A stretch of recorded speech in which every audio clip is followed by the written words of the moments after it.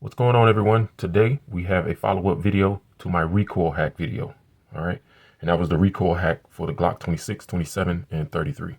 All right, so let's jump into it. Now, for those of you that may or may not know, the 26 is the 9mm, the 27 is the 40 caliber, all right, and the 33 is the 357. So what I like to run out of that hack combination is I like to run the non-captive stock recoil spring. So if you haven't seen that video, go back and watch it. You'll understand what I'm talking about. All right. So I like to run my non-captive guide rod, which is stock, with the 17-pound combination. Okay. So if you don't know what I'm talking about, please go back and check out that video. All right.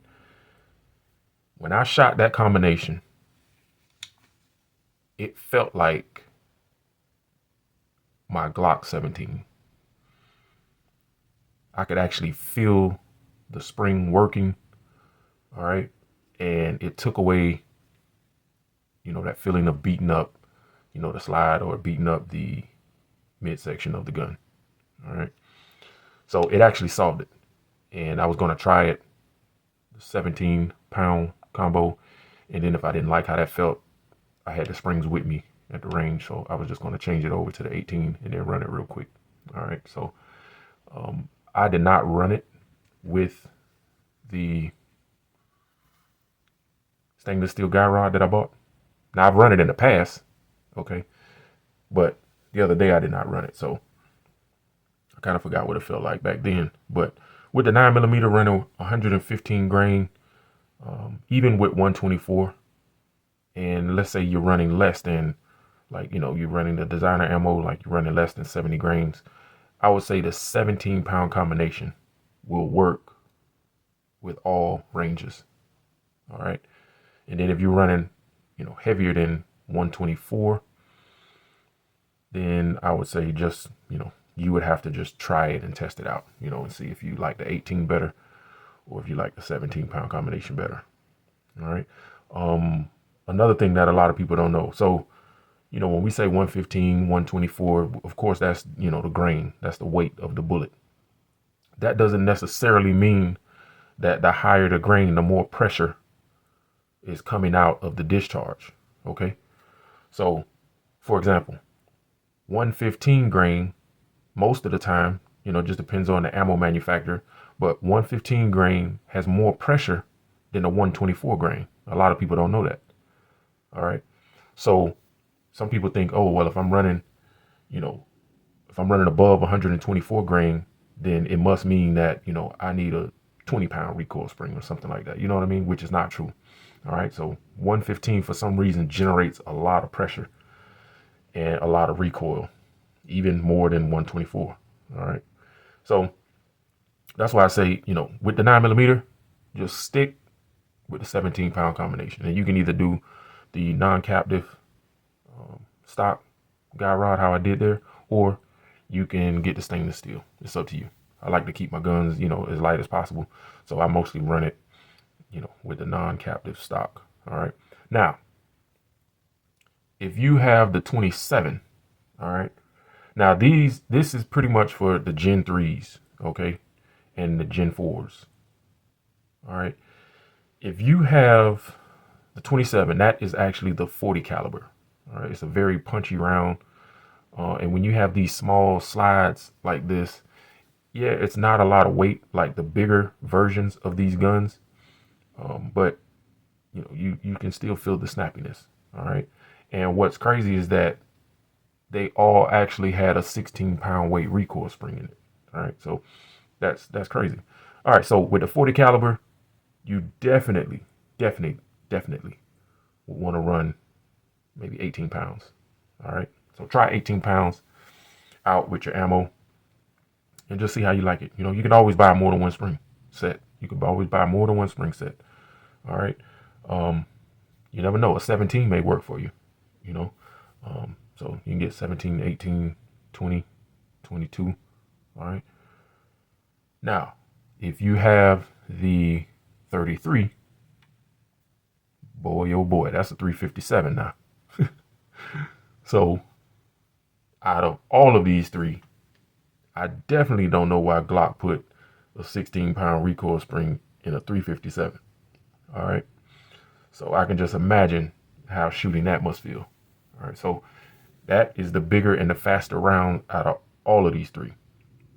357 is moving. So basically, if you got the 357, I would say get you a few different ones. You know, get you the 22-pound, get you the 24-pound, and you know, you can get a 20-pound.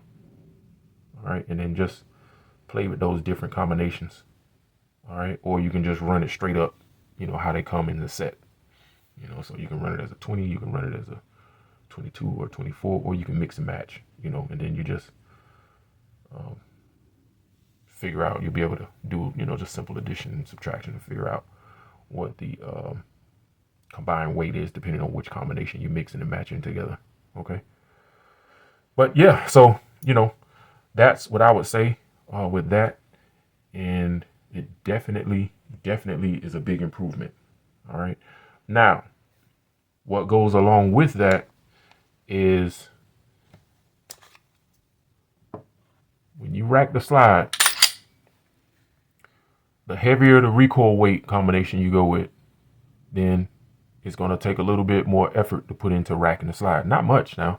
All right. But if you do have trouble with your hands or your hand strength or weaker hands, then, you know, you just have to consider that. And then it's a trade-off. You know, do you want the gun to, you know, shoot a little bit better, all right, and control that muzzle flip, or, you know, you have to see what you can tolerate with your particular hand strength. All right. I don't have any grip issues. I got pretty strong hands, so I can pretty much go any way with any of these springs. But on the 9mm, you do feel a noticeable difference just even going 1 pound, you know, 1 pound difference. All right. So the more you go, the harder it's going to be to rack. And then it will become an issue at some point, depending on what ammo, you know, you're shooting. So for example, if you got a 9mm and you put a 24-pound recoil spring in there, then, you know, you better be shooting plus P plus, all right, 147 grain or something like that. Because if you try to shoot, you know, 68 grain or something out of that, it may not even feed it, you know, or it may not eject a round properly. You know, I've never tried it. You know, it's a bit of an extreme, but I'm using that as an example.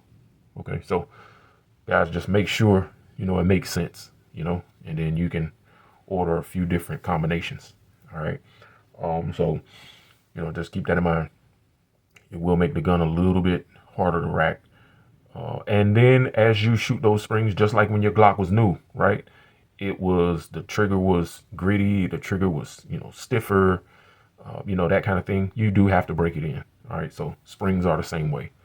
All right. So if you get it and it feels slightly a little bit stiff, you know, go ahead and shoot some rounds through it, you know, as long as it's not too intolerable for you, but go ahead and, you know, put some rounds through there, shoot a couple boxes of ammo. And then, you know, that should break it in. And then if not, you know, then you can just go ahead and make a decision accordingly. All right. So, but yep, I did have some questions from some of you guys on, you know, what was the outcome of that and if it did anything for the 33 and the 27.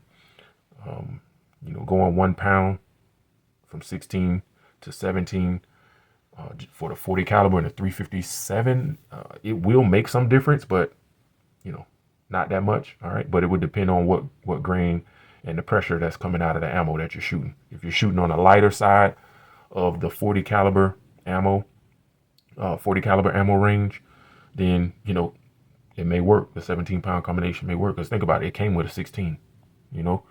So, but with that 357, that thing's smoking. So, I would say go a little bit heavier and, you know, just try it out. You know, it's not going to damage your gun or anything like that. Anything, you know, most of the time, just if you going heavier, that's better anyway, because it has a 16 in it. All right. 16-pound weight combination for this recoil spring. So try those out, guys. And, but yeah, you know, my results, I was able to hit it out of the park. And I've had this gun for a while. So it's been a while since I had shot it and done the different combination with the 17 and the 18 pound recoil spring weight. But yeah, the 17 is what I like best because I have all different types of ammo. The defense ammo that I have for 9mm, some of it is lighter than 115 grain. All right, so I'll do another video on ammo as well, and I'll probably end up doing one for 9mm and for 380. But that wraps it up for today. And thanks for tuning in, guys and gals. I'll see you on the next one.